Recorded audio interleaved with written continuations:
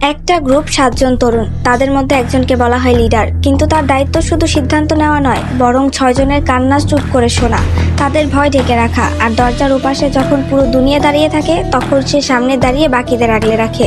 হ্যাঁ, আমি আরএমের কথাই বলছি, ওরফে কিম নামজুন। যখন বিটিএস নামটা কেউ চিনত না, নামজুন তখনও বিশ্বাস রাখতো এই 6 জন একদিন আকাশ ছোঁবে। যখন জাংকুক কনফিডেন্স হারিয়ে ফেলতো, নামজুন তাকে বলতো, তুমি পারবে, তুমি আমাদের গর্ব। যখন তাইয়াং আবেগে ভেঙে পড়তো, নামজুন চুপচাপ তার পাশে বসে থাকতো, একটা কথাও বলতো না, কিন্তু জানিয়ে দিত তুমি একা না। যখন জিন নিজেকে অবমূল্যায়ন করতো, সে বলতো, তুমি শুধু হ্যান্ডসাম না, তুমি আমাদের ব্যালেন্স। যখন ইয়ংকি নিজের দুঃখ গানে ঢেলে দিত, নামজুন তাকে বলতো, তোমার ব্যথা আমরা আমাদের শক্তি বানাবো। হোসেওকের ভয় যখন তাকে থামিয়ে রাখতো, নামজুন ছায়ার মতো তার পাশে দাঁড়াতো।